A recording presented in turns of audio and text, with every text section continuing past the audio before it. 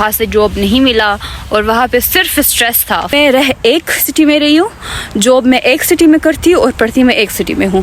Frankfurt is like Lahore of Germany. Doctor amount मेरा अल्हम्दुलिल्लाह हो गया था और मेरे पे 5000 यूरो का कर्जा भी हुआ था।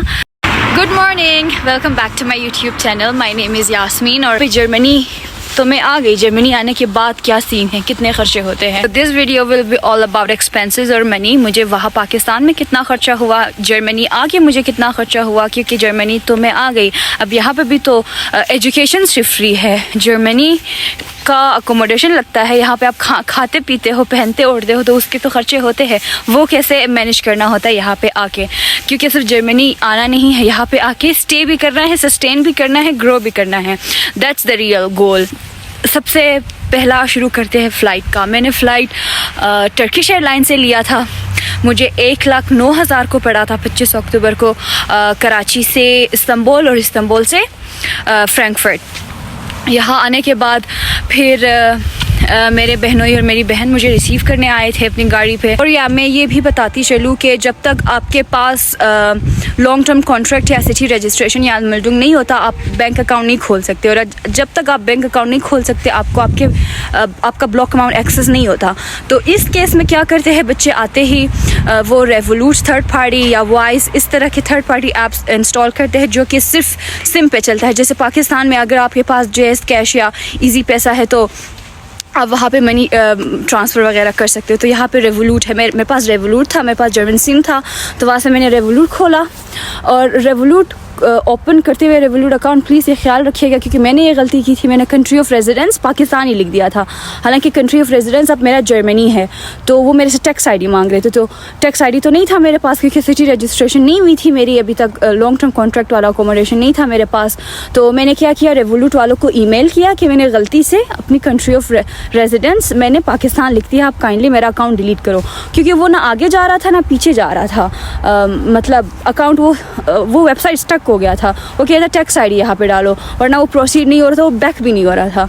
तो काफ़ी बच्चों को ये मसला होता है कि वो रेवोलूट खोलते हैं लेकिन अपनी कंट्री ऑफ रेजिडेंस वो जहाँ से आए वो लिखते हैं। कंट्री ऑफ रेजिडेंस आपको जर्मनी हो गया है जब आप जर्मनी आ गए हो।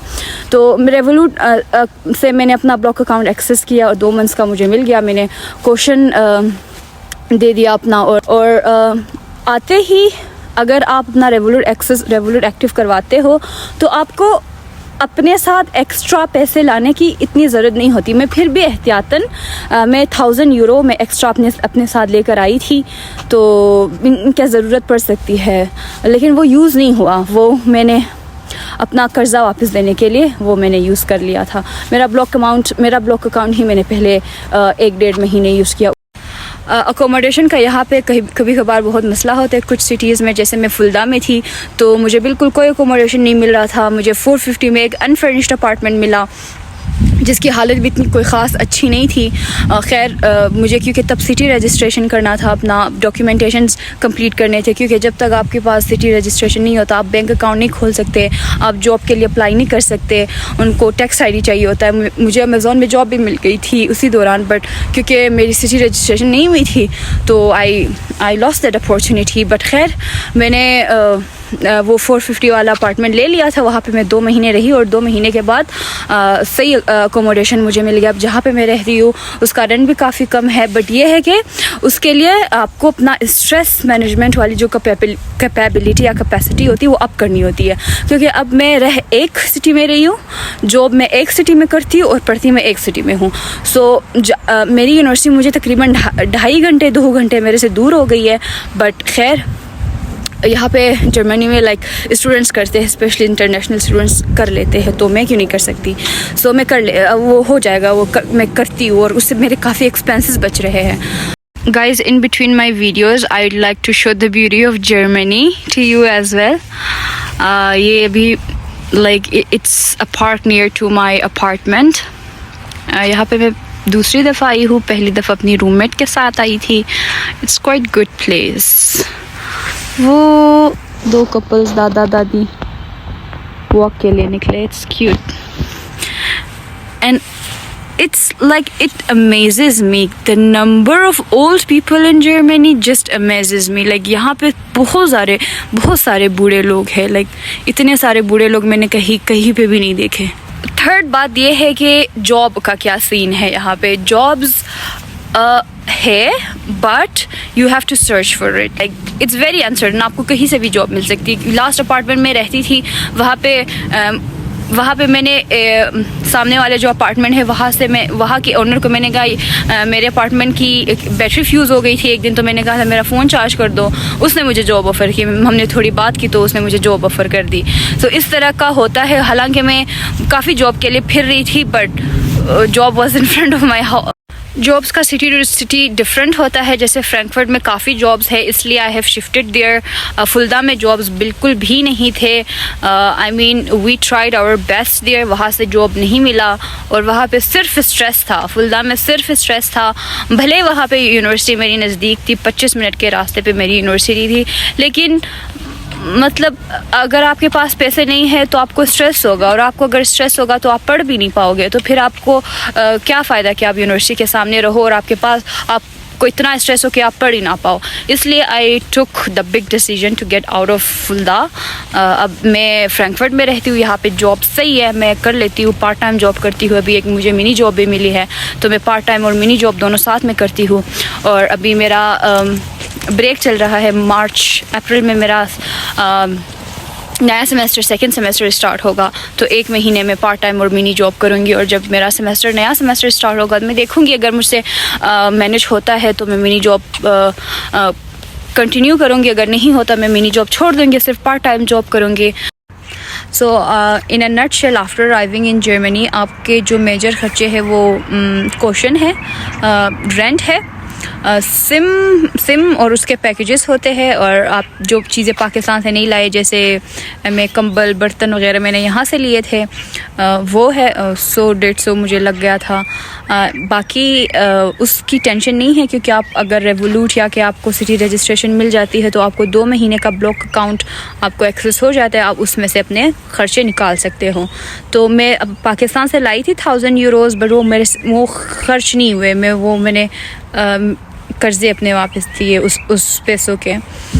ये चीज़ है. और जॉब अपॉर्चुनिटीज़ यहाँ पे सिटी टू सिटी डिफरेंट है. फ्रैंकफर्ट में मैं रहती हूँ, वहाँ पे ज़्यादा है कंपैरेटिवली टू फुल्दा, क्योंकि Frankfurt is a big city. Frankfurt is like Lahore of Germany. यहाँ पे ज़्यादा जॉब्स है कंपैरेटिवली फुल्दा में. Fulda is like Quetta of Germany. वहाँ पे कम है, अपॉर्चुनिटीज़ कम है. लोग डोइच बोलते हैं, जर्मन बोलते हैं, उनको रखते हैं जिनको जर्मन लैंग्वेज आती है. और वैसे भी आबादी कम है, जॉब अपॉर्चुनिटीज़ भी कम है और स्टूडेंट ज़्यादा है वहाँ पे, तो नहीं इतनी आसानी से मिलती. फ्रैंकफर्ट में मिल जाती है, इसलिए मैं यहाँ पे शिफ्ट हुई हूँ. Because long period of time अगर देखें तो मेरी डिग्री भी like I am not a stem student, I am not a science pure IT student. तो मुझे यहाँ पे थोड़ा सा लंबा स्टे करना है जर्मनी में ताकि मैं लैंग्वेज सीखूँ, ताकि मुझे अच्छी जॉब मिले जो कि मेरे करियर से रिलेटेड हो, मेरे फील्ड से रिलेटेड हो. उसके लिए मुझे अपनी डिग्री थोड़ी खींचनी पड़ेगी. सो मैं हर सेमेस्टर 3 या 4 ही सब्जेक्ट्स उठाऊंगी, तो तकरीबन 2.5 या 3 साल में मेरा मास्टर्स करने का मेरा प्लान है. तो उसके लिए इट वाज नॉट नीडेड कि मैं फुल्दा में ही रहूँ और स्ट्रेस लूँ. It's stressful at the beginning, but जब आप वो चीज़ हैंडल कर लेते हो और when you look at yourself you are so proud of yourself then, और आपको सेल्फ कॉन्फिडेंस, आपका सेल्फ स्टीम बूस्ट होता है. मेरी वीडियोस उन गर्ल्स, फीमेल्स या कि लोगों के लिए, मेल सब के लिए है जो कि स्ट्रेस मैनेज कर सकते हैं, अपने कंफर्ट जोन से निकल सकते हैं. क्योंकि आप जर्मनी आते हो, यहाँ पे स्ट्रेस है, और अगर आप अपने कंफर्ट जोन से नहीं निकलते तो आप स्ट्रेसफुल ही रहते हो एज़ कम्पेयर टू दोस्त जो स्ट्रेस मैनेज करते हैं और फिर वो खुश रहते हैं. सो राउंड अबाउट मेरा जो मंथली एक्सपेंस है वो 450 to 500 यूरोज़ होते हैं. 300 मेरा रेंट है और 150 to 200 मेरे ग्रोसरीज हो जाते हैं. Besides that monthly block amount से मुझे 990 आता है, 990 यूरोज़ आते हैं जो बाकी के पैसे आते हैं. और जो मैं जॉब करती हूँ वो मैं अपने कर्ज़े वापस देती हूँ. उसके मेरे ऑलमोस्ट लाइक कर्ज़े ख़त्म हो गए हैं. कुछ लाइक कर्जे के वापस रह गए हैं जो विद इन अ मंथ में वो वापस कर दूँगी। उसके बाद अपना पैसा अपना होगा और अपने लिए कमाऊंगी, अपने घर वालों के लिए कमाऊंगी। उसके अलावा हेल्थ इंश्योरेंस का भी होता है 140 टू 150 हेल्थ इंश्योरेंस का होता है। बट जिस कंपनी में मैं काम करती हूँ वो ऑलरेडी मेरे हेल्थ इंश्योरेंस मेरी सैलरी से काट लेते हैं, तो मेरा हेल्थ इंश्योरेंस का कोई एक्सपेंस नहीं होता। मेरी सैलरी से ही मेरा एम्प्लॉयर मेरा हेल्थ इंश्योरेंस सैलरी से काट लेते हैं। तो I don't know 7% of the salary और how much % of the salary. So it differs. अगर आपके पास ऐसी जॉब नहीं है जो आपकी हेल्थ इंश्योरेंस पे कर रही है तो आपका 600 और 700 यूरो मंथली एक्सपेंस हो जाएगा। अदरवाइज़ मेरा 500 और 550 तक इतना तक हो जाता है। उसके अलावा आपको 990 आपको ब्लॉक अमाउंट मिलता है और अगर आप पार्ट टाइम जॉब करते हो तो आपको ऑलमोस्ट 1000 यूरोज़ इतने होते हैं जो कि मैं सारे यूज़ करती हूँ अपने कर्जे वापस देने के लिए। Last but not the least, is education really free in Germany? So let me tell you guys, yes it is. Per semester आपको सिर्फ 330 यूरोस पे करने होते हैं, which has nothing to do with your tuition fees. उसमें student service contributions और semester ticket आता है, which is public transportation.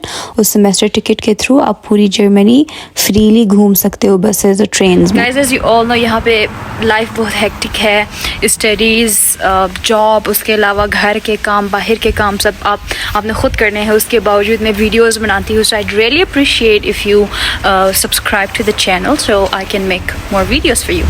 See you in the next video. Until then, take care of yourself. Don't stop dreaming big. Cheers.